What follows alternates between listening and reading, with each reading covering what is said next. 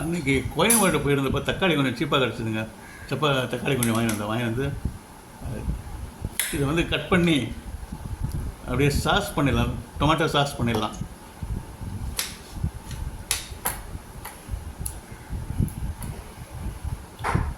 இப்போ இந்த கட் பண்ண தக்காளியெல்லாம் அந்த பாத்திரத்தில் போட்டுங்க, அடுப்பில் வச்சாச்சுங்க. நல்லா கொதிக்க வச்சாச்சு. தண்ணி ஊற்றலை, தண்ணி ஊற்றாமே கொதிக்க வச்சாச்சு. ஆனால் உள்ளே இருந்து தக்காளியிலேருந்து நிறையா தண்ணி வந்துருச்சுங்க. நிறையா வழியில் தண்ணி நிறையா வந்திருக்கு. அப்படியே வேகட்டுங்க, மூடி போட்டு நல்லா கொஞ்சம் நேரம் வேகட்டுங்க. இந்த தக்காளி நல்லா வெந்துருச்சுங்க.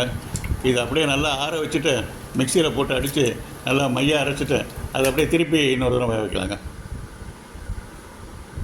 ஒரு கடையை அடுப்பில் போட்டு வேக வச்சிடலாங்க, நல்லா வேக வச்சிடலாம். இப்போங்க இதில் வந்து ஒரு 5 ஸ்பூன் சர்க்கரை போட்டுக்கலாங்க.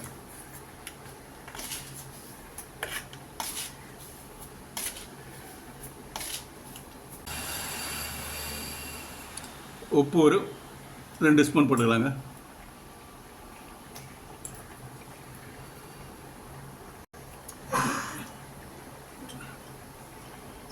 நெக்ஸ்ட்டு கரம் மசாலா போட்டுக்கலாங்க.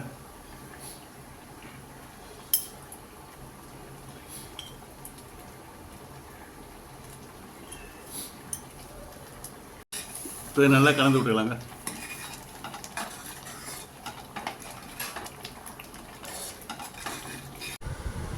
இப்போ இதை கொஞ்சம் டேஸ்ட் பார்த்துட்டுங்க, நம்ம டேஸ்ட்டுக்கு தகுந்த மாதிரி அட்ஜஸ்ட் பண்ணிக்கலாங்க. சால்ட்டோ காரமோ போட்டுக்கலாம். இப்போ டேஸ்ட்டு கரெக்டாக இருக்குங்க. இது கொஞ்சம் நேரம் கொஞ்சம் அப்படி சுண்ணோன்னு எடுத்து வச்சுக்கலாம். இப்போ இந்த டொமேட்டோ சாஸ் நல்லா திக்காகிடுச்சுங்க. இதோட இறக்கி வச்சுக்கலாம். இறக்கி வச்சுட்டு இதை வந்து பாட்டிலையோ பாத்திரத்தையோ ஏதாவது அடைச்சி வச்சுக்கலாம். போட்டுருக்கு. இப்போங்க அதை ஆற வச்சாச்சுங்க. ஃபுல்லாக கம்ப்ளீட்டாக ஆறி போச்சு. எல்லாத்தையும் ஆறின உடனே எடுத்து எல்லாத்தையும் பாட்டிலில் போட்டுக்கலாங்க.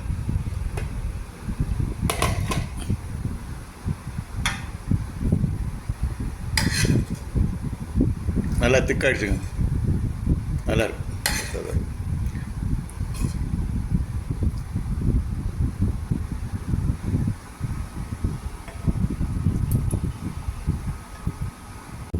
டொமேட்டோ சாஸை இப்போ பாட்டிலில் ஊற்றி வச்சாச்சுங்க. இன்னும் நிறையா மீதி இருக்குங்க. இன்னும் அதையும் ஊற்றி வைக்கணும், பாட்டிலில் ஊற்றி வைக்கணும். இப்போ டொமேட்டோ சாஸ் கொஞ்சம் டேஸ்ட் பண்ணி பார்க்கலாங்க. ப்ரெட்டு டோஸ்ட்டு போட்டு வச்சுருங்க, அதை தொட்டு சாப்பிட்டு பார்க்கலாம். ஃபைனுங்க, நல்லா அமைஞ்சிச்சு. ஃபஸ்ட்டு அது டேஸ்ட் அருமையாக இருக்குங்க. நீங்களும் செய்து பாருங்க friends. Thank you very much for வாட்சிங்.